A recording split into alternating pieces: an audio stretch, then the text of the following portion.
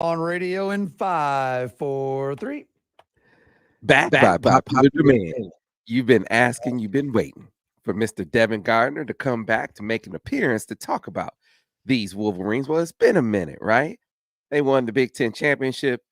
Devin went on, on sabbatical, doing the breakdowns because there was really nothing to break down. But he said, listen, when Michigan wins the Rose Bowl, I'll be back. Not if Michigan wins the Rose Bowl, when Michigan wins the Rose Bowl. And so, as promised, Devin Gardner's in the building. DG, how you doing this morning? I'm doing great. A few days after a great victory in the Rose Bowl by the University of Michigan.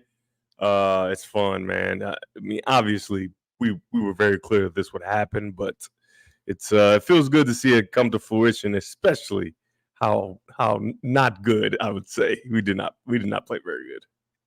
Right. You know what? We talked about playing your B. I think, did I say they played their B game? You said against Iowa. You said, no, Sam, they played their C game.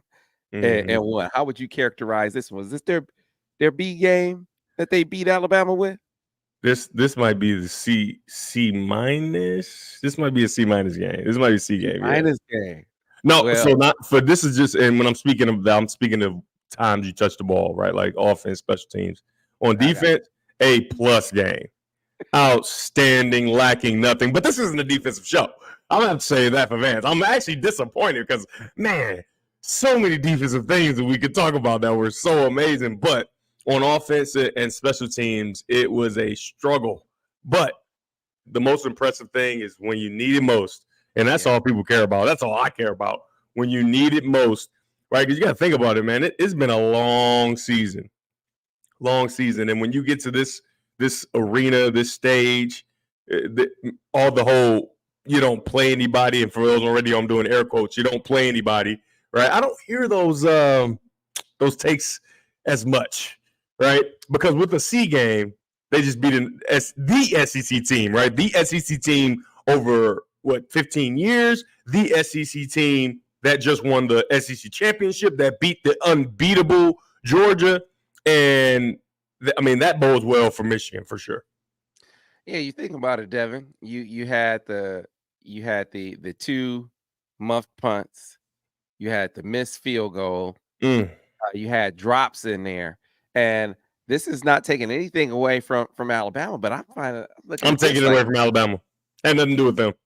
I was like, man, what I'm saying is Alabama, they made some adjustments in the second half that were effective. But it's like, boy, man, if Michigan just don't get in their own way, I'm with you.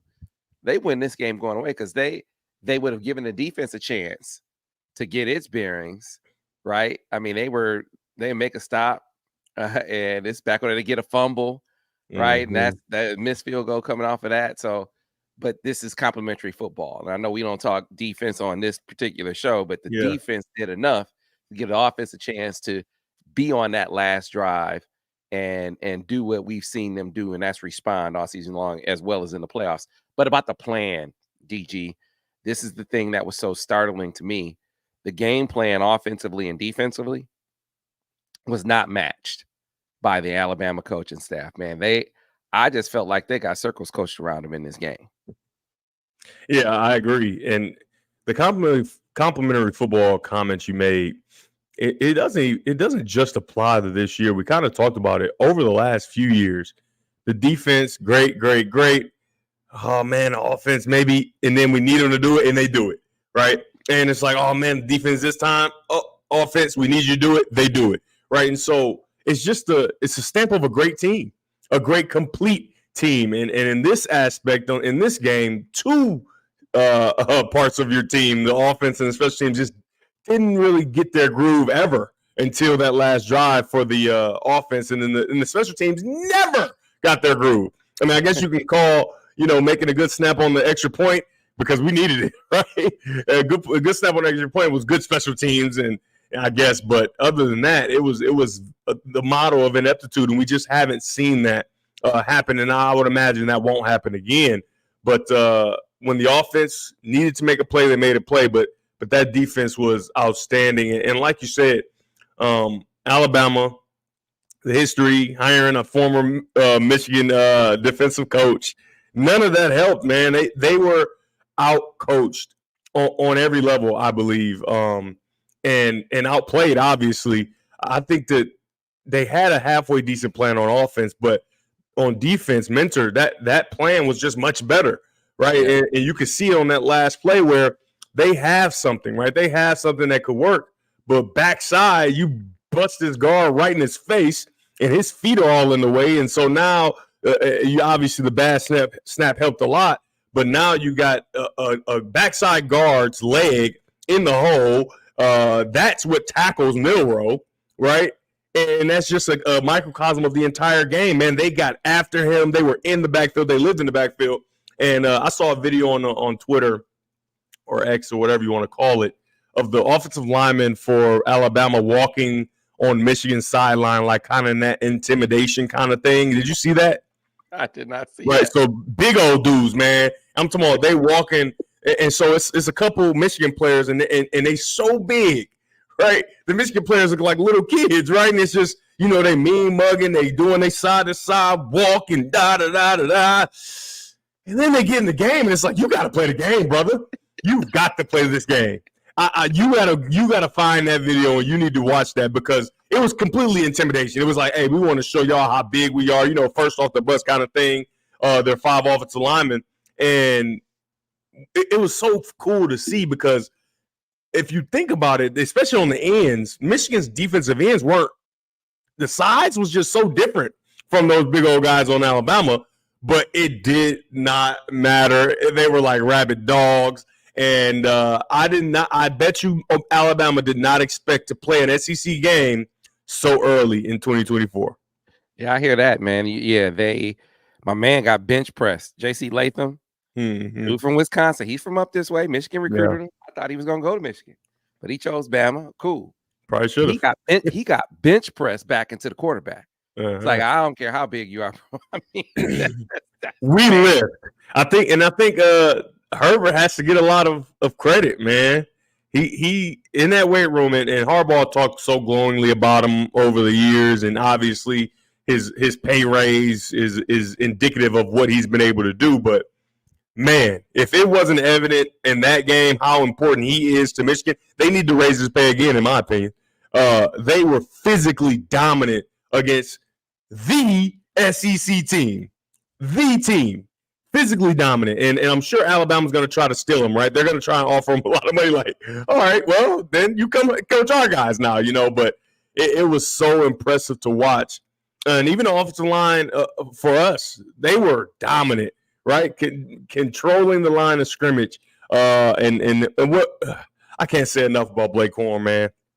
Remember at the beginning of this year or in the last year, I was like, man, I do not want him to come back, and this wasn't about the team; it was for him.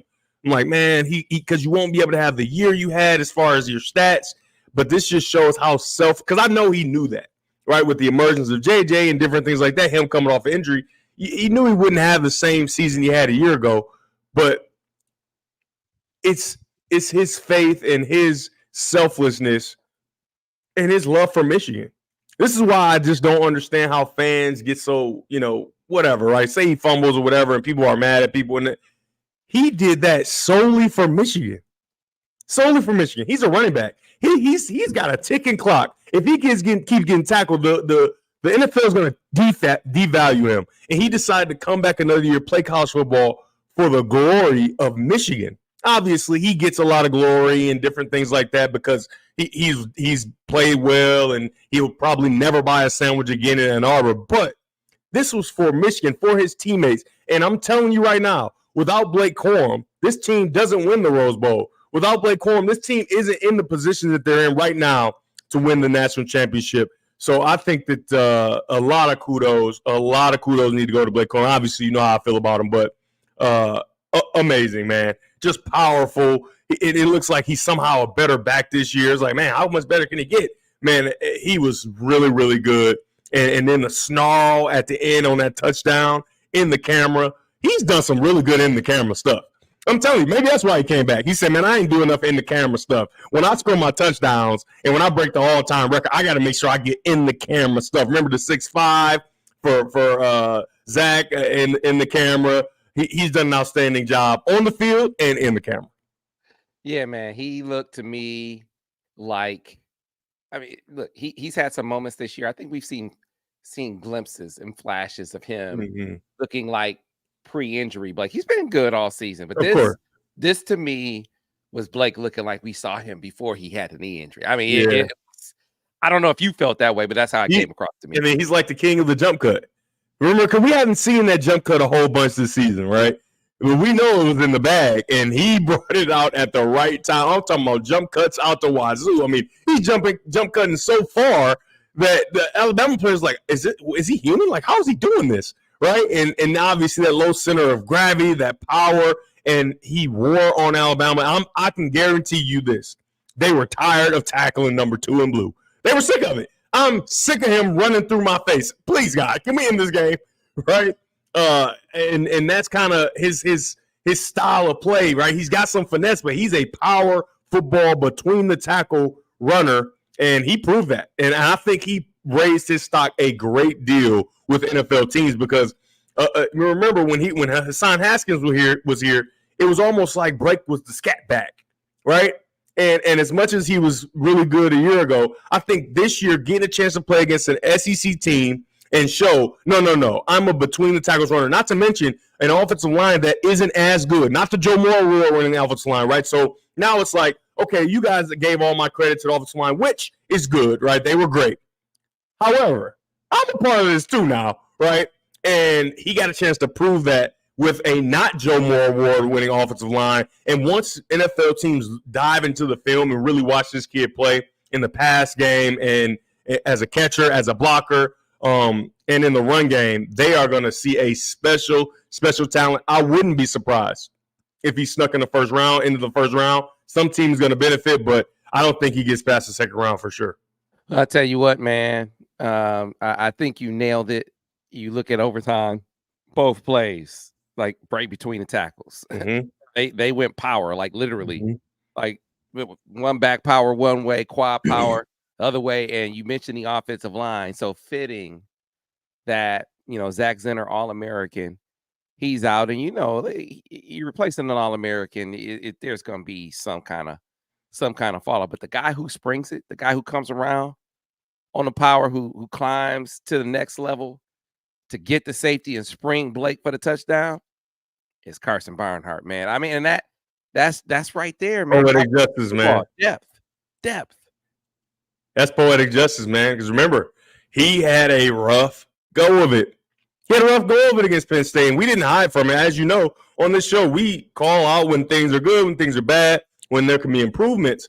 And we weren't super hard on him, but we could have been because he was bad against Penn State. He forced Michigan's hand into just running the ball because he wasn't able to protect. And since then, I've been super impressed. And for it to be the last offensive play, and for him to climb up, and remember, we talked about how his athletic ability wasn't, that's why he was struggling because he didn't have it. Well, you pull around and get up to the safety. That seems like good athletic ability to me. I don't know if he, did a couple more single leg balances. I don't know what he did over the time since that Penn State game, and maybe it was just a little overwhelming, and he didn't understand the kind of matchup he was up against, but him being able to pull around and lead the way for the game-winning touchdown, poetic justice, man. And I know his family was elated, and I was happy to see him be able to do it. Yeah, man. And they ran it down their throats in overtime. It was, I think, it was emblematic of what we saw over the course of the entire game. That this was a game that was won at the line of scrimmage. 100%. It was also a game where you saw the disparity at quarterback. Now, was it the A game for JJ? It wasn't the A game, but I think the A game is on the horizon. I wonder how you feel about this, that, he came out, he played well. Once he shook off the rust, he played well. He had some drops in there. Yeah. It didn't help him out, right? But now, instead of a month between games, which was important, there's just a week between games. And I think in this instance, a week between games is actually going to be a really guy. You probably want more time to prepare if you're a defensive coach. But as an offensive coach, and I'm sure Kirk Campbell feels this way as a quarterback coach. Man, now JJ, you saw him run. He's healthier. get in the game. He's shaking off some cobwebs. I really feel like going against this defense, this is a game, the kind of game where we can say, man, this is what when we think of JJ McCarthy, when we think top 10 draft pick, this is the kind of game that you point to. Yeah, I think that it's super important to highlight that when you're coming off of a long bowl delay, and I'm going to say this and I'm going to say something else. The offense is always going to be behind. Like when you start to see any delay you have, the offense always is behind. Now, I don't know. I can't point to the exact reason why. Maybe because on offense is so much of timing and different things like that. That's why you start off a little behind, you shake off the rust, and then you get going. But defenses are always in front, right? And so it was great that our defense was able to make sure that they hold on tight to make sure that the offense can get going. And then as I say that, Washington's offense. But basically, this is why I think Washington's offense was fine. And bear with me here. They play 7-on-7 with linemen. And so they probably just played 7-on-7 that whole break and were perfectly fine, right? Because they came out fire and Washington did against Texas. But I think that you're absolutely right. Once he shook off the rust, and you know the cool thing about both these teams, Washington and Michigan. For Washington, I think the country forgot that Michael Penix was such a dynamic runner because of how he was. I can vividly remember the Penn State game that run on the outside to try to go get the pylon instead of throwing the ball, and it wasn't a touchdown. Well, they called it a touchdown, so it's a win for Indiana, and that's kind of who he was, and he's developed into this amazing passer. I remember him being a really good passer, but not amazing. He is amazing as a passer, not a thrower, a passer. The ball placement is exceptional on every level, and it's amazing. And then I think that they did an outstanding job of not putting him in harm's way, right? Kind of hiding his running ability, because the thing is, when you're at Indiana, you're in obscurity. Nobody knows. Nobody watches Indiana, right? You know, there's people that watch Big Ten Network, but for the most part, you're not watching Indiana around the country, right? So nobody really truly knew his ability as a runner, right? So you hide that if you can, right, all year. And then when it's time, right, you saw his movement in the pocket, getting outside of the pocket, doing different things. And I think it's going to be even more in the national championship. This is your last go, right? They're probably going to have more quarterback design runs for him, all those different things to highlight all those skills that he has and make it tough on Michigan's defense. And on the other side, for Michigan, I think they did a lot of hold him back, right? Obviously, we know for a fact they did during the season when he was a little banged up. But even in this game, it wasn't until late when they absolutely needed, like, okay, let's unveil the running skills. Let's get him on the outside, make a couple plays. I think that that's going to be completely unlocked in this game. I think we're headed for one of the best national championships that we've seen, right? Two styles that couldn't differ more, right? You got 7-on-7 on grass. You got punch you in the mouth on the other side. I think it's going to be a great show. Yeah, man, I'll make this bold statement again. I said it on the other shows. I don't think this will be a game where, you know, defense versus offense, Mentor versus Saban and Tommy Rees. Jesse Mentor coached. I mean, man, it was embarrassing. Well, Tommy Rees is 32, so he had no chance. No, he's young. We remember Tommy Rees, right? My vivid memory of Tommy Rees is Coach Kelly just absolutely ripping his face off and turning red and getting kind of ridiculed about it on the internet of like, how could you talk to a kid like that and acting crazy? Tommy Rees, I don't understand how he gets the Bama job, right? And, I'm happy for anybody that gets opportunities, but we watched Notre Dame play, and it's just like, what? Right. This is who you want? And I don't know if it's the arrogance of Nick Saban of like, hey, I can get anybody and we can get it done and they'll become great.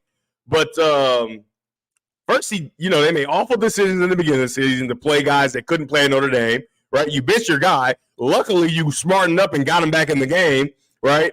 But, I mean, the plan that they had was just, I don't know, maybe Jesse Mentor is just so good. Maybe that's what it is. Yeah. He's just so good that you couldn't do anything, and it was impressive, though. It was super impressive. It was. So my point in bringing that up, that's not going to happen with Kalen DeBoer. Like, you aren't going to just have this schematic advantage we're bringing in Notre Dame. Charlie Weiss used to say, I got we got a schematic advantage any game I'm in, right? Well, Michigan had a schematic advantage in the game versus Bama, very decidedly so. That won't be the case defense versus offense in this game. And yet, I do think that Washington hasn't seen the kind of defense that Michigan is going to bring to the table. The number of linemen. I mean, you talk about how big their dudes were and how they were on Michigan sideline mean mugging them. I haven't seen this on film, so I probably shouldn't mention it because it was mentioned to me as something that happened. But I will say I was told that after the game, Mason Graham ran down the sideline, giving the sideline the bird. I don't know if he did it, but if he did, he deserved to because Mason Graham was out there balling. And you know what else? Why he deserved to? Alabama really, it was disappointing to me because you're big bad SEC, right? Like you don't need to jump on the bandwagon of garbage.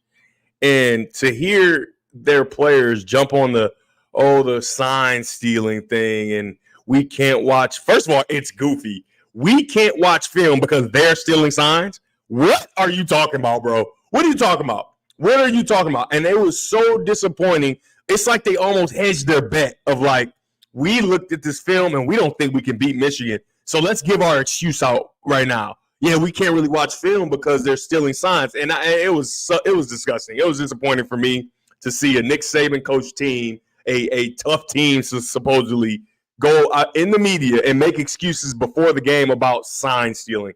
That's goofy because obviously it's been proven that this team is just really good at football. And so Harbaugh actually spoke to the team. When all this sign stealing came out, he spoke to the team.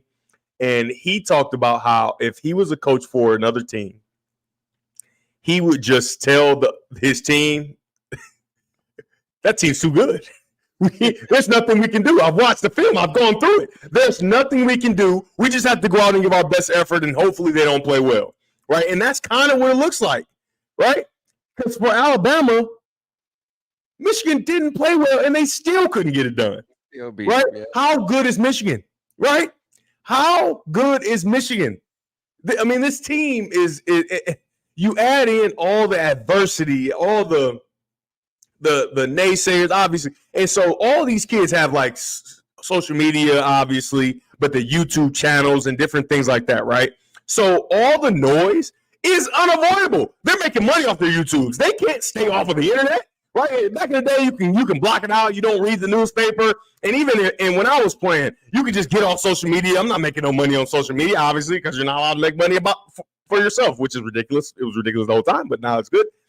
They are making money and they have to produce social media content and different things like that. So the noise was unavoidable, and every single day, even dropping dimes, right? It's not supposed to be Michigan centered, but it had to be because at the time, every national show was talking about Michigan football and how they cheated, how they basically just saying they're not that good. Their players are average. They're not that good because they used other people's signs and Connor Stallions was this mastermind of this great thing. So they had to hear all that. Coach gets suspended twice during the season. Now, obviously, those first three didn't matter because, me and you could have coached. You could have been the assistant coach. I could have been the head coach, and we would have beat those teams, of course. But in that last stretch to finish, where the Big Ten does a kind of a cowardly act of going in and suspending him while he's on the plane, and then not even telling Michigan, right, telling the world first, and them finding out later, and then they're trying to do all this stuff. It was a lot of distractions, man. And then your All-American offensive lineman, he's out for the season. I mean, it's just so much that happened this year. I know somebody's writing a book, right? Somebody needs to be writing a book because this is special. This is something special to be able to block out all of that on every level. It was something on every single level to block it all out and then don't play well. And then when you need it most, play good enough and beat the perennial power, and that's I need better words just because they've been so amazing over the years. The perennial power that is Alabama, that is amazing. When your own Michigan fans said, "Oh man, we have no chance," it's Alabama. I'm gonna go. This is why we had so many Michigan people there, because they didn't believe we could win. They're like, well, we gotta go see it now because we're not gonna see it in Houston, right? Meanwhile, Alabama fans like, I guess I don't know. we'll see you in Houston. There were certainly fans like that. I don't think it was the fans that showed up at the game, because the fans who showed up at the game, Devin. No, I'm talking about the people that were there in general, right? People that not necessarily in the fans in the game, and when you're in the game, you're going to be a fan, right? But going to the game, so I'm telling you for a fact, Samuel, they went because I won't be able to see them in Houston. There's no way we can beat Alabama. They're just so good. They can't be stopped. They've got a quarterback. They got running backs over there. They've got Nicholas Saban. There's no way we can beat them. I better go see my team now because this is going to be the last one. And so the people that felt like that, they're not going to say it out loud, but I know for a fact they exist. And it's ridiculous that Michigan still was able to overcome. You hadn't been around the state. They hadn't been watching us then. They certainly haven't been watching us, and they hadn't been around. Sam, I'm telling you, my Twitter is filled with people. I'm a diehard Michigan fan, and there's no way before the game. No way. Wow. No way Michigan wins. Well, hey, they need to watch more Monday Morning Quarterback. They would have obviously that's the case. It's crazy. because Michigan talked to Derek Moore before the game. He said, man, we ain't scared of quote, we ain't scared of nobody. Like, he wanted to say more, but he's like, I know I shouldn't. Yeah. I know I shouldn't say, well, we ain't scared of these dudes. Yeah. We can't be. Like, you watched them on film. Auburn ran it down. I mean, teams have run on them, right? And teams have gotten pressure on the quarterback. They were getting sacked all over the place. Now, they wanted to hold the football a lot. That was part of the reason why. But they hadn't seen a pass rush like Michigan's, obviously. Now, the thing that I couldn't predict, I predicted Michigan victory. I actually predicted 27-20. I didn't predict it being a No, you didn't, really? Yes, I did. Go back and check the tape. Sam, why haven't I seen this? What is going on? You need to put this out more. Sam, you hit that thing on the nose. Hit it on the nose, man. But what I didn't see coming was a Nick Saban coach team not being able to adapt on the fly.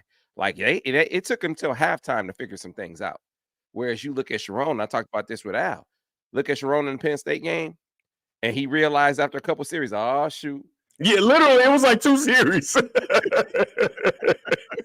two series, a couple completions. He said, yeah, that was a completion, but number 9's going to die. So we can't do this no more. Right. But it was 2 series with Notre Dame, too. It was 4 sacks. I think it was 4 sacks in the first 2 series, or 3 or 4, whatever the case may be. It was very similar. It wasn't until halftime where they made a meaningful adjustment. And really, those adjustments were enhanced by Michigan's inability to sustain drives on offense for a few reasons. A couple drop passes, you had to miss field goal, you had a high throw on a crosser, just a combination of things. And yet, and still, they couldn't put enough together to put Michigan away. Yeah. Michigan was able to come back and get it done. We need to get to a break so we can come back on the other side. We got to get off this break because I got something to say about this broadcast, about the reporters, about Nick Saban. I got something to say, and I got to get it off my chest. Yeah. So I want you to be able to do that. But about this broadcast, brought to you by our friends at Grand Traverse Resort and Spa. I have not mentioned this. There's no true or no. I have not called this person on the phone, nor have I texted her, because I want to wait to say it right here, right now. But Caroline Rizzo. Caroline, right. So my wife contacted Caroline before Christmas up at Grand Traverse Resort and Spa. You guys know I'm wearing a Grand Traverse Resort and Spa. You can't really see it because the exposure is low. The Grand Traverse Resort and Spa hat. You can't see, obviously can't see it listening. But I love all my Grand Traverse Resort and Spa gear. The golf gear. I'm not a golfer. Water zips, everything. You would think I was a golfer, all the great GTR stuff I have, right? Because it's so cool. It's great. I get in the rooms, Devin. You've been in the rooms. They got these robes, man. Robes. The robes. And I keep like, man, I need to get one of these robes. My wife keeps telling me you can't take the robe. I know I'm talking about buying the robe. I'm not talking about taking the robe like Axel Foley and Beverly Hills. She called Caroline and told Caroline, my husband keeps trying to steal the robes, so I might as well try to get him one. So Caroline, I wasn't trying to steal the robes. Let me just make that clear. I wasn't trying to steal the robe. I wanted one though. And so my wife got together with Caroline, and Caroline shipped me a robe, and my wife was able to give me a GTR robe for Christmas. It's one of those terry cloth robes, so you know you get Man, out. this is the thing. Your wife knows you much better than anybody, and knows and knows you came from Flint. You've turned over to a new leaf, but you came from Flint. And when you see something you really like, you might like, oh man, the Flint in me really wants this robe. You say, all right, let me get out in front.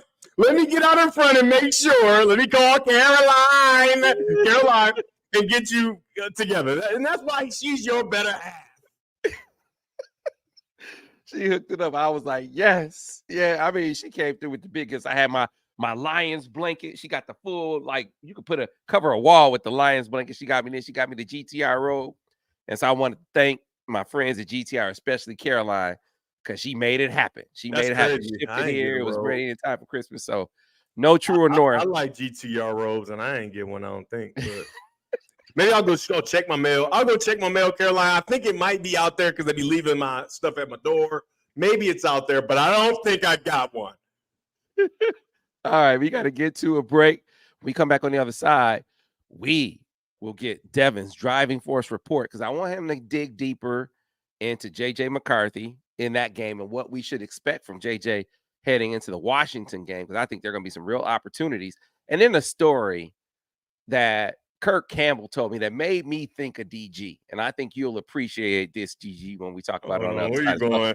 And then get your Michael Penix take too, because this is going to be an intriguing matchup here of quarterbacks, even though they don't face one another. We'll get into that on the other side here on the Michigan Insider Monday Morning Quarterback, brought to you by Grand Traverse Resort and Spa on the other side. Sports Talk 1050 WTKA, the ticket.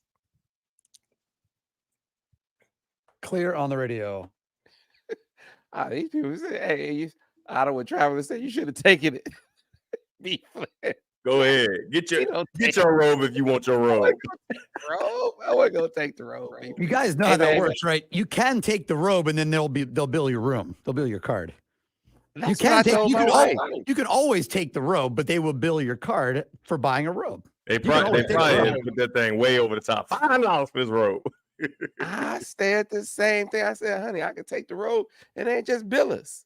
What about towels? Do they do you for towels? I think Not the same. I don't think they don't. I think they check. There's so many towels. I mean, you know what I mean? What are we doing? This is a Devin Gardner. This is all you, man. Everywhere I go, I was doing the show. I'm just asking. I want to know too. Did you walking in front of the Rose Bowl? People yelling two straps. Did you two-strap the robe, or did you just leave it hanging? You know what I mean? Just leave it out there. Because I hope you had something underneath, Sam. Because they're a kid. I tie the robe up. It's my towel. When I get out, I tie the robe up. There you go. Yeah, man. We're walking across the road in front of Rose Bowl. 2 straps. I'm like, man, you gotta be kidding me. Yeah, no, I'm not. No, they're not kidding you. My boy, 2 straps. And 5 years from now, everybody, hey, that's 2 straps, man. You're gonna be national everything, and they're gonna be like, man, that boy 2 straps. He called that Rose Bowl game. Hey, Travis said, Sam liked the finer things. Sam ain't he ain't Flint no more. He gonna have to go back because he liked the finer things in life. Oh my God. Oh man, it's 32 things. So if Brown is leaving with us.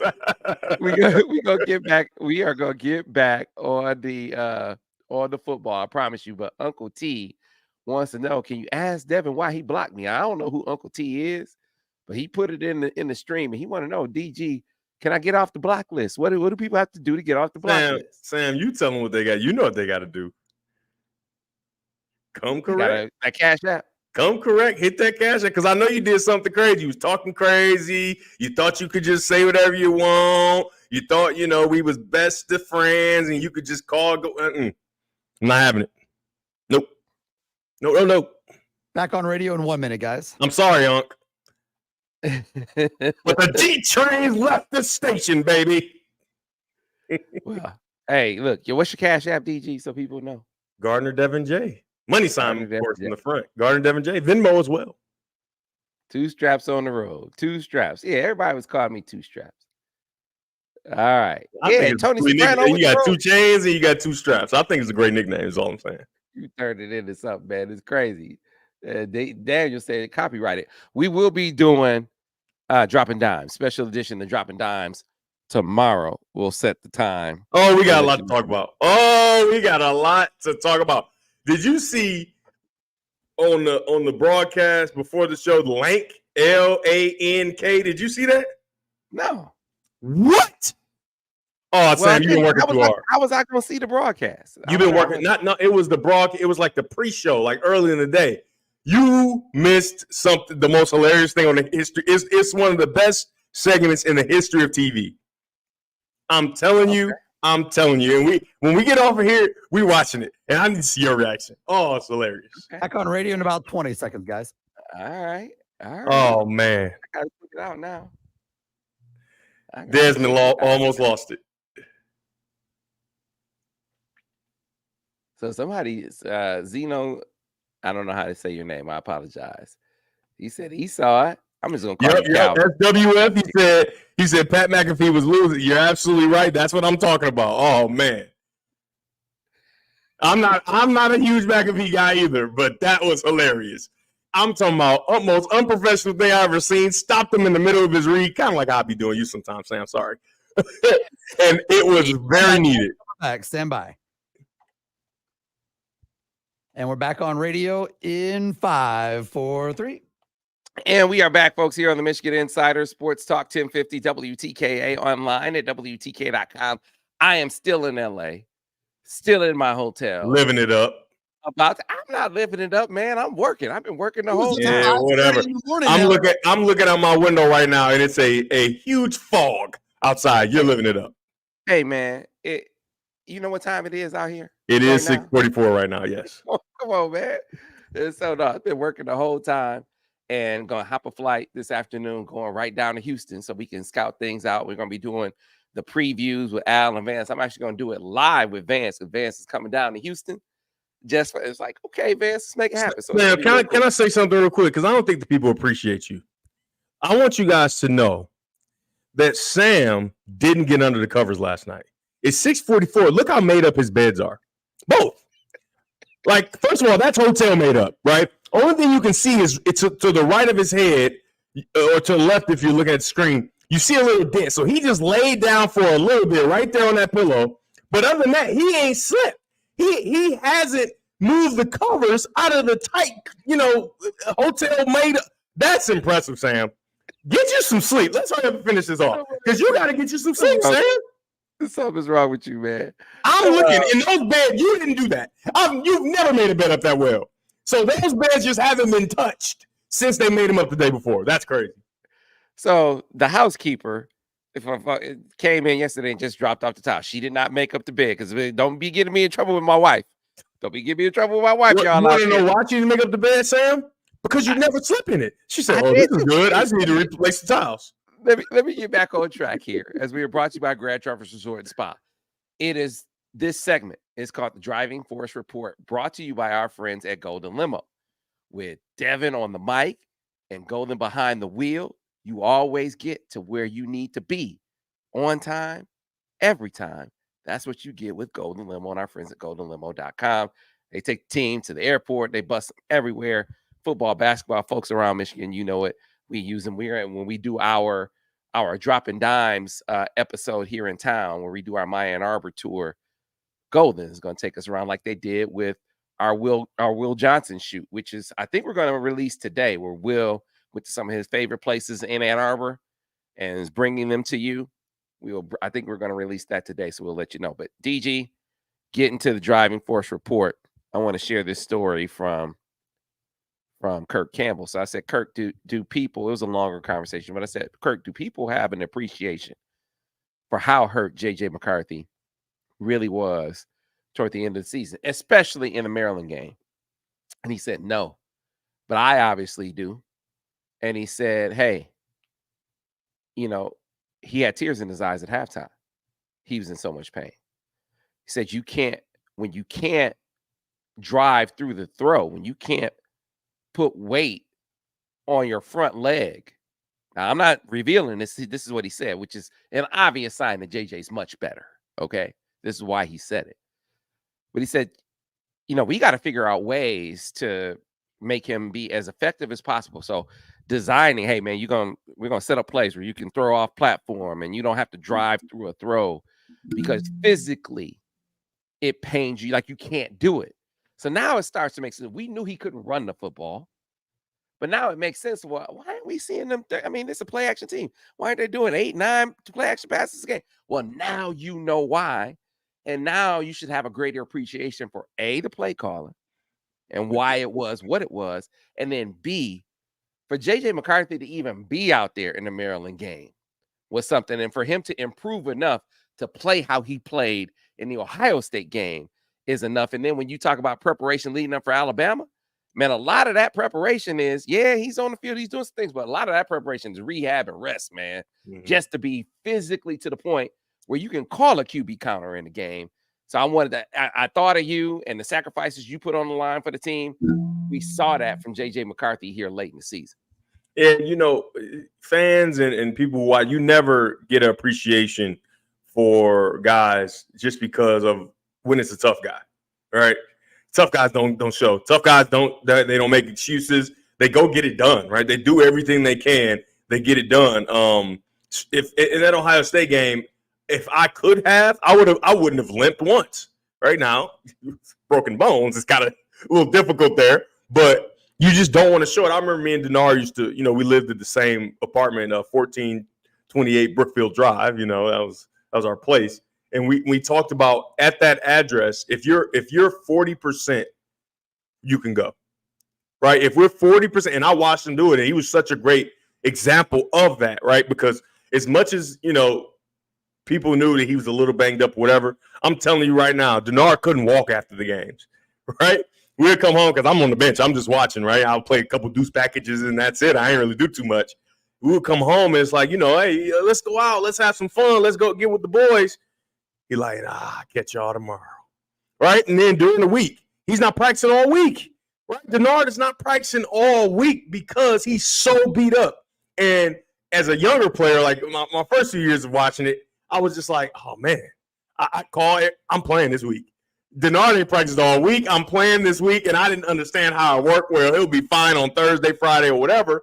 And so watching him just battle through and fight through, because you got to think about it. He was carrying the ball 15, 20 times a game, and sometimes more when the team needed it.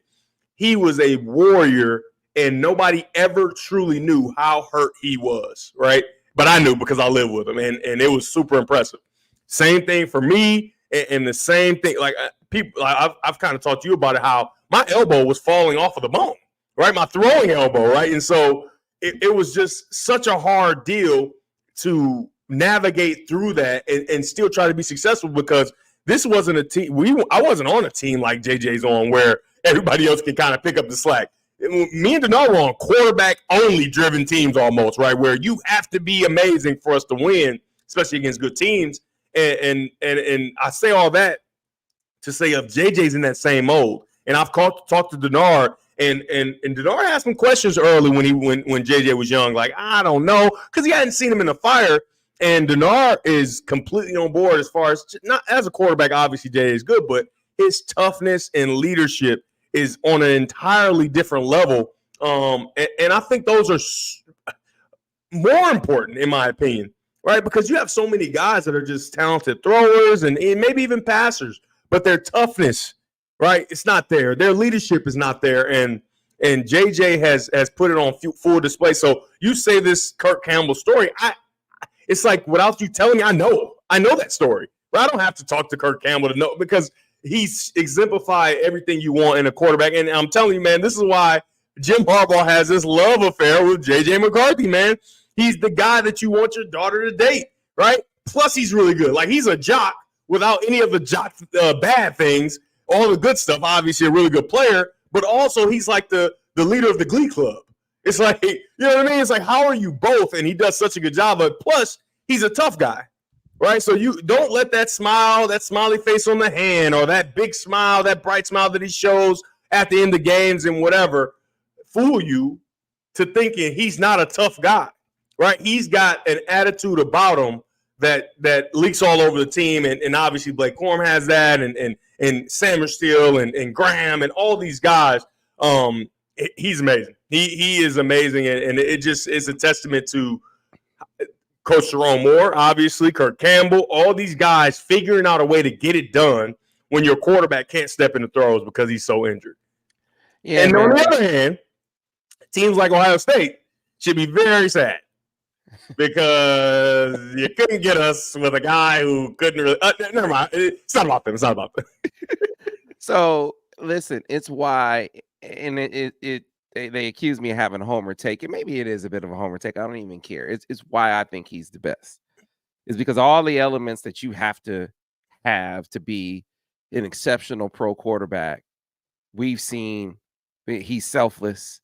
He's immensely talented, but his immense talent doesn't lend itself to ego to the point where when the backup, the interim coach, if you will, is saying, hey man, we're not going to throw the ball here. We're going to run the ball the rest of the game 30 straight times. And it's not an issue. And he kind of spoke to that, Devin, at the media day. One of the people asked him, and these questions, I'm like, dog, they say the media has no agenda. That's some BS. That's some BS, because as much DG as you talk about the Bama players talking about the signs, they were asked those questions. It was the media kind of driving that narrative, and they were responding to it. Now, they didn't have to buy into it, but it was the media driving that. So one of them asked, hey man, how do you feel about, you look at Michael Penix and Quinn Ewers, these other quarterbacks, they get a chance to really show their talent. How does it feel for you? You get in the game and you might not throw it a ton. Do you feel like you're not really able to show your full talent? And JJ, like a pro, said, listen, man, we're about winning games. And for us, balance is, what does it take to win the game? If it's throwing the ball 70% of the time, we'll do it. But if it's running the ball 70% of the time, we'll do it. Right? So that's why when he's changing plays, changing protections, you see it's the up top stuff with the talent that makes me think he's the best. Now we're gonna get a lot of folks saying Penix, but man, I'm taking number 9 every time. Well, since we're on the topic of agendas by the media, I have to say it is a little bit a bit of malpractice in the game. So the snap, and this is Alabama center snaps the ball. I'm talking about rolls it back hot, right? Curveball on the ground to the right. Obviously, Milroe can't get it. He runs back to get it. And he wasn't supposed to snap it yet. He's the only one that thought the ball was supposed to be snapped. So it's low, down to the right, and off timing. Milroe's not even looking, right? Not even looking. And these guys on the broadcast say, yeah, but Milroe's such a great athlete, he can't be absolved from the blame. What are you talking about, bro? What are you talking about? You just watch this just like we watch this. And I don't know if you know, in the broadcast booth, you have way more screens, right? So they've seen every single angle, and you still gonna say this on national TV? What is wrong with you? You trying to push that narrative of Milroe has to have to blame and whatever. Okay, then the next snap is down at the knees again, or below the knees. And so he says that, and then I hope this is true. I hope this is not true. I even tweeted out. I said, I hope this report about these snaps is untrue, and she made it up. The reporter goes and says, hey, I can add to that. I was on the sideline, and Nick Saban went over, and he was saying the same thing, that Milroe has to take some to make what are you talking about, bro? I hope Nick Saban didn't say that. I hope that Nick Saban did not go and blame that man for those terrible snaps that center was snapping. And the center was looking around like, man, I don't know whose fault it is. Yours. What are you doing? And then after y'all blame the quarterback's some on those terrible snaps, at the end of the game, they had a play where he probably would have threw the swing pass, and we would have had to rally and tackle, but he couldn't. You want to know why he couldn't, Sam? Because the ball was at his knees again. And he said, let me minimize this damage and just try to make a play. I don't want to make a bad play worse by throwing a bad pass, whatever. I could not believe that they were trying to blame Jalen Milroe for the model of ineptitude that was the center. I couldn't believe it. Most unbelievable thing ever. That's the last thing on Alabama. That is ridiculous. It should have never been on television, but it was. And I pray that Nick Saban, after all you put this kid through already, that you did not say that, and that was a made-up report, and she should be bringing to the table about it. Well, here's what I think Nick Saban was saying. Hey, man, listen, you got to do what you got to do with whatever snap comes back, because this man got to deal with Mason Graham up there. And he got problems. No, Sam. We gonna make the snap do be your job. Either you do your job or go to Indiana. What are you talking about? This is Alabama. Do your job or go to Indiana. Get a trust report right now during the game and go to Indiana if you can't deal with this. What are we doing? What are we doing? Mason Graham was giving him the business. Of course he was.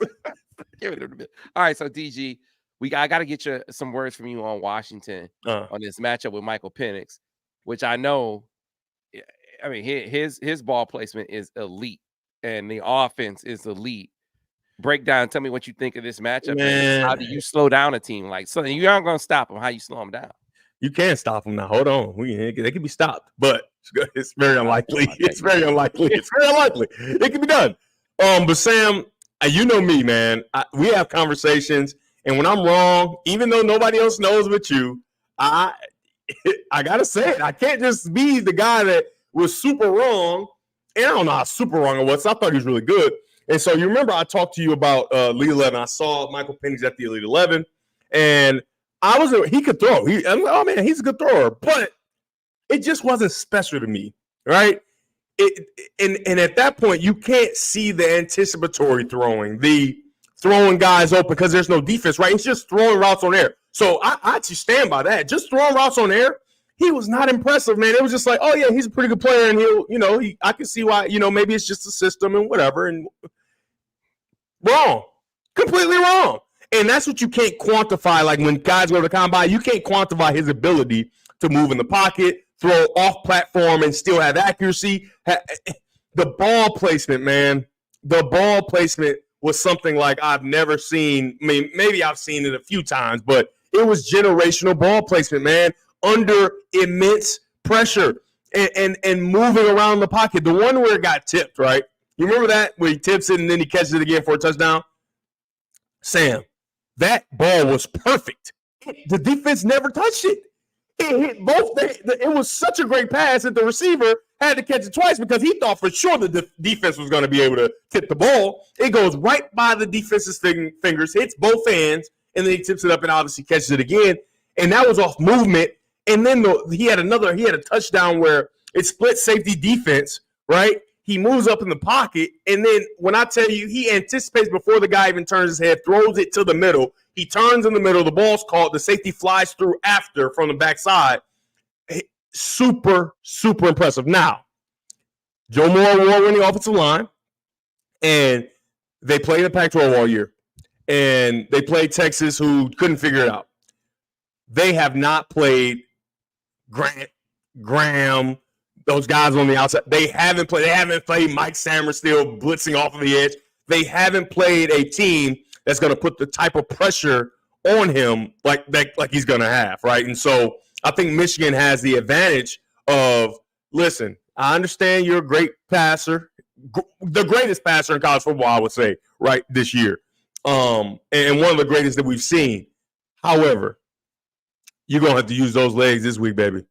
You have to use those legs. They're going to be attacking him, and it's going to be fun to watch. I think he's going to respond in some instances, but it's going to be a tough day for him. All right, we got to sign off radio. We'll give you a few minutes of MMQ&A on the stream. We got to sign off radio for now. So, folks, thanks for listening to another edition of the Monday Morning Quarterback, brought to you by our friends at Grand Traverse Resort and Spa. Be sure to check out Golden Limo. They brought you the Driving Force Report with Devin behind the mic and Golden behind the wheel. You will get where you need to go on time, every time. You can find them at goldenlimo.com. We'll see you tomorrow here on the Michigan Insider on Sports Talk 1050 WTK The Ticket, the official voice of University of Michigan Sports, Ann Arbor, a Cumulus station. Clear on radio. All right, so let's get to some questions for DG. If you have questions for DG, we'll go about 10 minutes, folks, and then we gotta keep it moving. So Sam, let me explain the Pat McAfee thing. So okay. there's a saying that Alabama had, generally remember, of LANK, right? LANK, right? So it stands for let a blank know.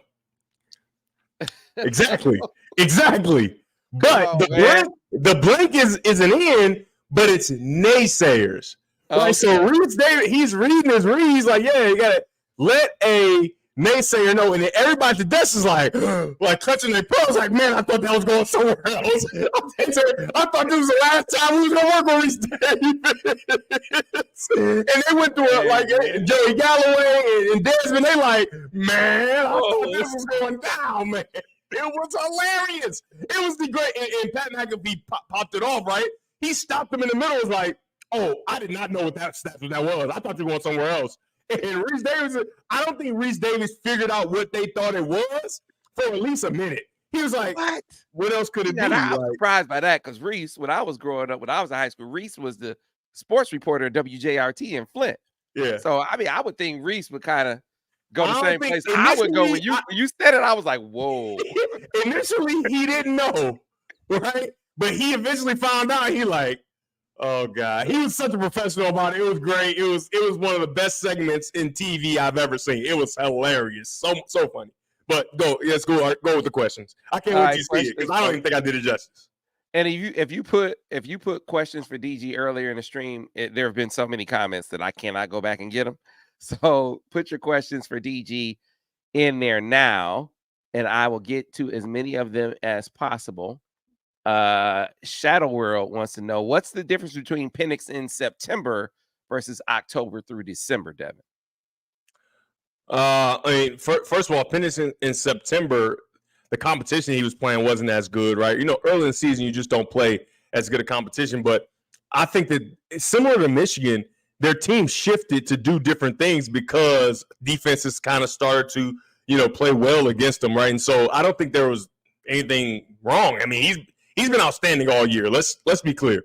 He's been outstanding all year. Now, has he been more outstanding in some instances? Absolutely. And this past week being one of those more outstanding instances. But I think that they had to find new formulas to finish games and win games. Remember, they had a lot of tight games, right? I think it might have been 9 or something, one-score games or something. Like, they are – and that's why I think Michigan has a huge advantage, man. They are tired. I think Washington is tired, right? In this last one, super emotional and things like that. I don't think they're going to have enough juice to finish the deal. But, I think he was fine all year. They just had to find new ways to get it done. All right. Starting to get to the questions. And someone asked one that I hadn't thought about in this matchup, and it's a good one. We'll get to it. Mark LaFleur wants to know, DG, do we have an edge against Washington? And if so, how good of an edge?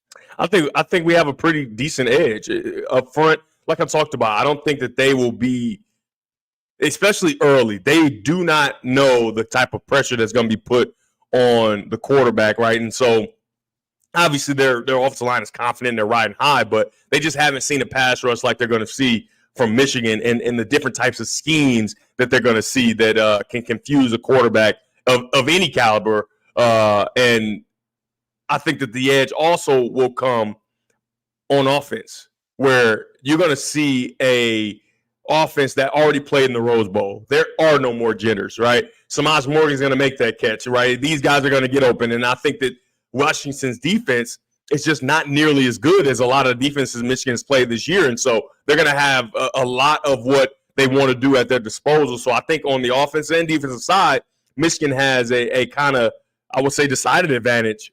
Special teams could play a big part. I don't think that Michigan plays nearly as bad on special teams. I think they fix all those things. But I think that the advantages on offense and defense are decent-sized advantages. Man, y'all are asking some great questions this morning. Well, these are guys. These are people, our women, our men who have been with us all season. They understand, and finally, some of them can believe and not ask goofy questions because everything we said would happen, right? And so now they're believers, right? We beat Bama, we're the best team in the world now, so they can ask those real smart questions. All right. Josh Meadows wants to know, how does our secondary match up with Washington, DG? That's a really good question. I think that there can be some trouble. I'm interested to see, does Mentor have Will chase Odunze around? Because the thing is, the other guy, I don't know if he's just as good, but he right there. You know what I mean? So they have a receiving core that's super, super dynamic, man. I think that it's going to have to be a combination of things. But the one cool thing that we played Ohio State already, right? Michigan already played Ohio State. And as much as we love the Washington receiving core, their quarterback's a little better. Because if you put Michael Penix with Ohio State's team, that he wins the Heisman, first of all. He's going to throw for 6,000 yards, right? In my opinion, with a guy like Marvin Harrison who can be covered and still make the play by two. Like he throws for 6,000 yards possibly. So you look at that and you're like, well, this is a receiving core that's very comparable to Ohio State's. And I would say Ohio State's better just because they have the single guy who is generational plus a bunch of other really, really, really, really good to great players. I think that the Ohio State secondary is better, and they were sticky, right? They were all over those guys. And so obviously it's a different quarterback. And so even when you're sticky, right, we saw that against Texas. Some guys are standing right next to him. We've seen it all year. Penix still makes the throw, right? And so I think that you have to be on high alert because even though you're in phase, he's still going to throw it, and you got to make sure you get hands in, rip balls out to make sure they can't make those combat catches that they've made all year. So has it been reported, because there are some questions in here, excuse me, there's some questions in here about Dylan Johnson being out. Has it been reported for sure? Ira, do you know if they've said Dylan Johnson is going to be out of this game? I saw him get hurt against Texas, and it was late in the game, and he was like, and that's a big, they're going to keep that close to the vest. They're going to keep that close to the vest. We won't know if he's playing until the game. There's no way they're letting that get out. That's not happening. It's just not happening. We won't know, Sam. I'm just telling you. It will be a lot of hearsay and everybody be speculating. We will not know if he's playing until what time is the game? Whenever the game is played. 7:30. 7:30 on Monday. Yeah. Ottawa Traveler, to your point, you said, Sam, they could be stopped, right? To me, the goal, slow them down. Keep them from doing what they do, how they do it, as often as they do it. But the Ottawa Traveler is with me. To your point, Ottawa Traveler said, hey, Arizona State held Washington to 15. Washington State held Washington in the 20s. Let's get after them. Yeah. That's a question, a specific question to you. And one of the things I notice about them is they can get into a mode where they're getting rid of the ball real quick, getting the ball out of his hands. So when you face a team like that, pressure is not as impactful in a game like that. So how do you slow a team down when they're getting the ball out as quick as Washington can at times? Well, you always give the look of pressure on the wide receivers, right? Because if you're up in the wide receiver's face, you can't get rid of the ball quickly, right? And I think you mix in, right, backing off after the snap and sometimes staying up in the face and collisioning those wide receivers. And so what Washington is going to try to do is getting those bunch sets, right? Bunch sets to make sure that they can't get collision. They're going to move motion and move guys.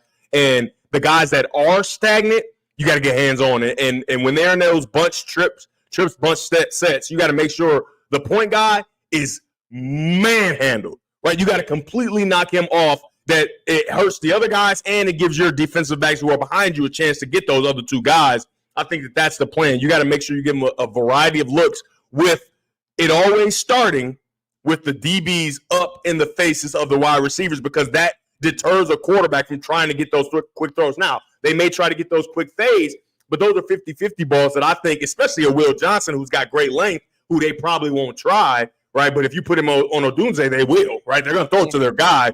So his length is going to help with those fade balls in the field of play. And I think you're going to create some opportunities for your defense to get tip balls and different things like that. But I think it has to start with up in the faces of the wide receivers every play, whether you're jamming or not. Just give them that look at the start.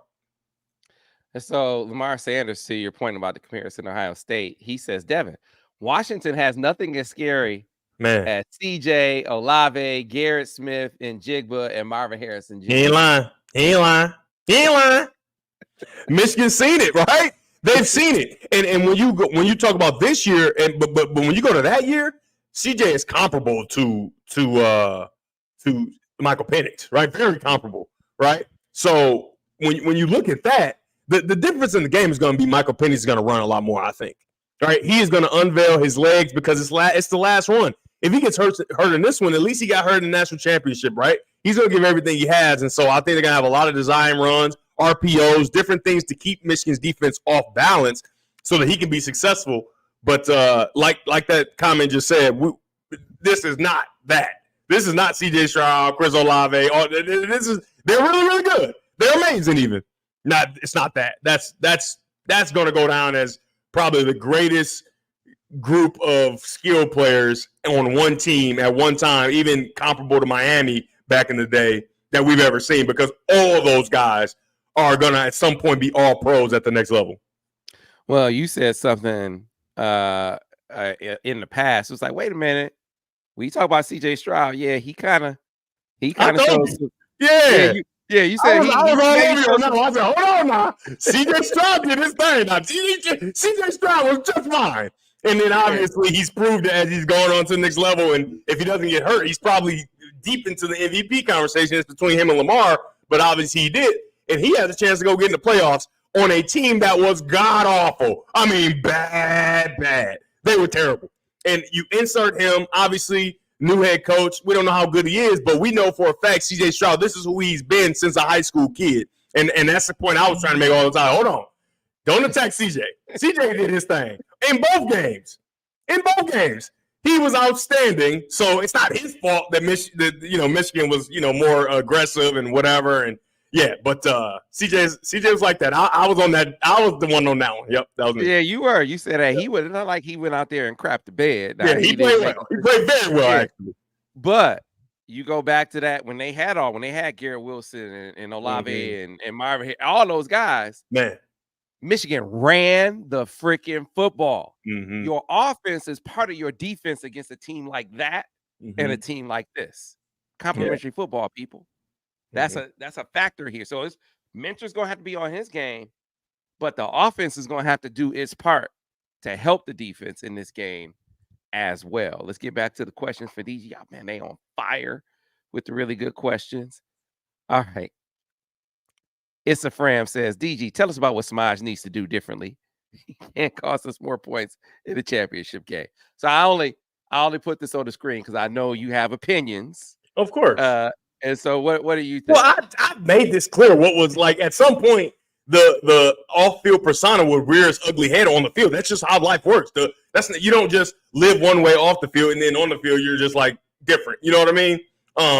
And so for Samaj, it's just you just have to be more humble. That's what there's no other word. You got to be more humble in those situations. Don't lose the chip, right? You love the chip. I love the chip on the shoulder, right? But you can't take it too far and let it leak onto the field where you're almost, it's not necessarily confidence anymore. It's arrogance, right? I'm this because of me, right? We got to make sure, because his parents are faithful people, right? First of all, you need to know where the glory lands, right? You need to make sure you know how you got your talent from the man above anyway, right? But then you got to know that these moments are different. This isn't playing at the big house. This isn't, you know what I mean? This is the Rose Bowl. This is everything on the line. And so obviously in the punt return game, he tried to make a play. And I'm never mad at a guy trying to make a play. But you got to know when and what time, right? When and what time. I remember being with the Steelers and them always telling the guys, never run and catch the punt like this. I want you to be square station catching the punt. Now, there are some guys that are so special that they're able to do it. But for the most part, you need to make sure you get underneath the punt. And so he wanted to get it on the run and start. And he probably would have scored, but he dropped it, right? And then you had another one where he kind of got spooked where he didn't catch a punt, right? And he let it bounce, and you kind of lose field position. Obviously, he had the third down where he drops the ball right through his hands. I love that it happened in this game, right? Because one, Samaj can be humble just a bit. But two, they are going to unleash another monster in this next game. Because now all that is gone, right? You did all that and the team still won, right? So you got away with it. And I think in this next game, he's going to make some amazing plays that are going to be game-changing type of plays. And everybody's all through the offseason, which I don't know how good it is, they're going to be talking about Samaj Morgan as one of the best players in college football up and coming. You know what I mean?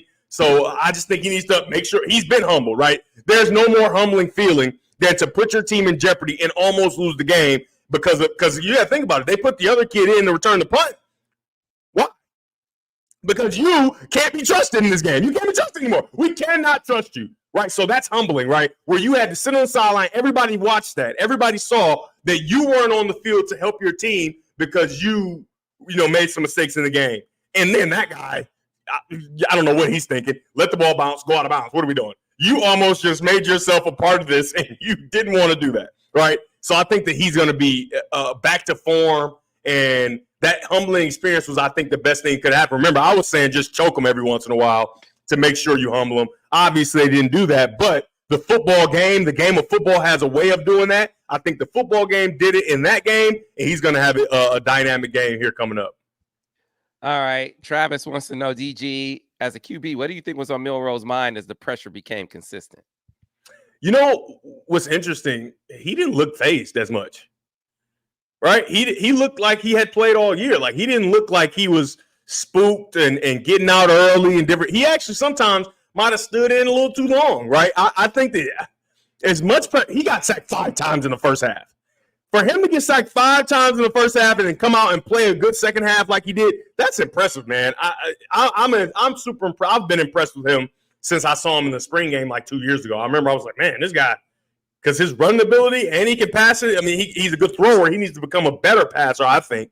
But he can definitely throw the ball. And if you have a good coordinator, a good quarterback coach to make sure you teach him how to pass and have a scheme where it kind of lends itself to his abilities, the sky's the limit, man, because he is a tank as a runner as well. I was impressed with his poise after being sacked 5 times in the first half. 5. That's insane. After you're off the line, mean mug down the sideline. Ivan St. Bar wants to know, how much of a benefit is it to have Mike Hart on the staff with his experience working with Penix and DeBoer at Indiana? I hadn't thought about that. DG. I don't know. I don't think that's a huge deal. You don't think he has any kind of intel to? I mean, all the intel you have, they played 2 seasons together, DeBoer and Penix. You got 2 seasons of film and all that. What's he gonna say? Yeah, man, I'm telling you, Michael Penix, he could throw, man. What? Okay, and everybody can see that. Like, there's nothing really, you know what I mean? Now, maybe there's some small intricacies in the scheme that DeBoer uses that maybe you can, get a beat on, but these kids are gonna have to go out there and play. This is high level football. This isn't the sign. See, everybody's thinking about the sign thing. That don't matter. You can have the signs. You got to go out and stop them. He can know what the scheme. You got to go out and stop these kids. You know what I mean? So I think that it's something, but it's not everything. It's not going to be the reason Michigan wins. All right. Only time for a couple more, folks. So I'll try to squeeze a few in. Kirk Brown wants to know, thoughts on red zone play calling. Really hurt us last year, but a great plan by Michigan against Bama. Yeah. Great plan. I think that last year it was pretty good as well. Especially when they started adding JJ in the run. I imagine he's speaking of the TCU game. You got to remember, we scored 45 right against TCU, right? Come on, man, scored 45, right? So it's just the turnovers that JJ had that really hurt Michigan. And then what is it? Third down on that shallow cross where they caught it and he went and hit his head on the goalpost. And I wish he would play more like. I wish that receiver would play more like how he's playing in the NFL in that game against us, but he didn't. He played like a first rounder. He won the first round. Now he's been terrible with the San Diego Chargers. But I think the play calling, it was really good. Everybody saw it, and they had a beat like Sam said. I think they coach kind of circles around Nick Saban and his coaching staff. All right, DG. Wait, this one first. Should we be concerned with special teams? Yes. What are you talking about? Absolutely. Yes. 100% yes. 100 times yes. Will it affect us? I think they're going to get it right? Because a lot of it was Samaj, man. The thing is when you're as confident as him and you're as brash and you speak out, you got to be able to take hey, I effed up, right? It was bad on my part. And I think he's going to respond. And so once that happens, I think it'll be fine. And the snapping of the long snapper on the field goals, that'll be fixed too, because even it was a few that we completed that were low. And it's like, brother, what are you doing? If you don't snap this football and quit playing on me, I would sit on this. I'm like, I'm going to lose it. Oh, yeah. I forgot about the extra point. I forgot. I said the missed field goal. I forgot about the missed extra point too. But the missed field goal was a low snap, and so it threw the timing off. And so I can't even give all the blame to the kicker because he got to hitch in his giddy up trying to make sure he make the kick because he don't know if the ball's going to get up because he has already seen one fly under the hands of the snap of the holder. I don't know who the snapper is. You didn't figure it out, bud. You didn't figure it out. Get out of the way. Do your job. That's it. Do your job. and everything will be all good. I think we should be worried, but I think they'll figure it out because those are routine things. Similar to Samaj, right? That snapper has never been in that type of arena. That snapper's looking like, man, this is the Rose Bowl. Everything is hinging on me. I got to make sure I do my job. And now I want to give him some credit because the snap for the extra point in overtime, perfect. Lacking nothing. Right in the hand, boop, put it down. Extra point. I was nervous. I was super nervous. I couldn't believe it. I was like, sweating my armpits. I was sweating. I said, oh my gosh, we're going to mess this up. And it didn't, and that was great. And so I think all that will be figured out by the next game. But it is something to worry about because that you can't play like that again and expect to win. It's just, you just can't. We're down to the last three. Brian Edwards wants to know, DG, do you take Penix over CJ Stroud from 2 years ago?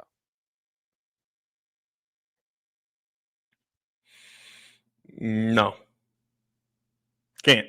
I can't because of what I'm seeing CJ Stroud do. Obviously, we saw what he did in college for 2 straight years, but what he's doing at the NFL, this is different, right? Because he doesn't have good players around him. So we thought, remember, well, not me, you guys, everybody else, thought it was just like, man, you got 5 all-pros on your as receivers. Like, of course you're going to be amazing. Sam Webb can go out there and be amazing with 5 all-pros. Now he's doing it with a bad football team, and he's the sole reason why they're so good. I can't get – because Michael Penix, as great as he is at this level, I don't know if he can do that at the next level just yet. Does it look like he might be able to? Yeah, because of the anticipation and knowing the plan. It was a couple times he got to check downs where his eyes are downfield, the pressure starts to come, and he almost just no looks because he knows what the guy is. And I think that's a college thing where they got guys in positions, and if they can do that at the next level, he can have success. But I can't say that with C.J. Stroud doing what he's doing, about to put a team that was bad, in position to draft him a year ago. And this is why I can't stand Matthew Stafford, because it's possible. It's possible. It is possible. I don't care. You go to a bad team. If you're good enough, if you're that guy, you can have your team competitive. And he's about to get in the playoffs in his year 1, probably. Yeah. Last 2. Aaron Taylor wants to know, which player do we think showed the most improvement over the break? I think Josiah Stewart took that next step. Man, he balled out in that game. Yeah, I think he always had it, though. I think he was fine. I like Morris. Man. Because Morris, I don't know what his face looks like, firstly. I never heard his voice. I don't know. You probably have, I would think. Mm-hmm. I don't really know anything about him except that he played in high school with JJ. And we've seen him make some plays in the last couple of years. Not real plays, just kind of catch here, catch there. He caught that shallow cross and got gone. I'm telling you, because guys fall down, they this, they that, they let people attack, and then he dives and reaches in it. I love a player that shows that the moment is not too big. I love it. I absolutely love it. And so I have to give it to Morris because that was – and didn't he have other catches in the game as well, big time – like I still don't know what his face looks like. They didn't even zoom in on him. Amazing, man. Amazing job. And in the future for the receiving core of Michigan, obviously there a couple of them are munchkins, but if you can make plays like that, man, that's big time stuff. All right. Last question, DG, from Steven Gramza says, DG, what do you think Michigan's game plan on offense will be? Take what they give us, bully ball, or try and air it out? I think that they're going to be a combination of all those things, right? Because I don't think Washington's defense, even though they have some really good players up front, they do have good players up front, and they're not soft, right? We kind of talk about Ohio State and how we could kind of bully them. Even this year, Ohio State was a little more tough, right? We saw that. They were a little more tough, not quite tough enough, but a lot more tough than they had been in the last 2 years. But I don't think you're going to be able to just bully them the entire game. There are going to be instances where you can create numbers advantages and make sure that you kind of play that bully ball style. But I think they're going to have a mix of throwing the ball around. I think RPO is going to unleash itself again in this game. I think the play action is going to be back heavily. Obviously, we saw some of it against Bama, but I think play action, and remember I said this, play action with everybody covered and JJ running and picking up big yardage is going to be big, I think, just because everybody has seen all season the play action, how effective it's been, not only just all this year, but last year as well. And so I think that the Washington team is going to over-adjust to that and make sure they take everybody and send them back to make sure you can't get those explosive plays, JJ is going to see that, and he's going to be able to get out and run with nobody really in his way. And obviously, if they have a spy, I think he can beat the spy. So keep that in mind. Those play action passes, the run of the quarterback out of those is going to be big in this game, I think. All right, folks, that's going to do it for the Monday Morning Quarterback. We'll be back with DG tomorrow on Dropping Dimes. We are probably going to do it in the afternoon. We'll get set on the time, and I'll get the notification up on YouTube, Facebook, and Twitter. And then Friday, don't forget, we're going to be doing the previews with Al and Vance. Al at noon, Vance at 2 o'clock. These are Eastern times that we're going to do that. We'll also, for folks who just listen on the radio, we'll bring those to you during the morning shows as well. So be on the lookout for that. Otherwise, I'll see you tomorrow. Thanks for watching another edition of the Monday Morning Quarterback. We'll see you next time.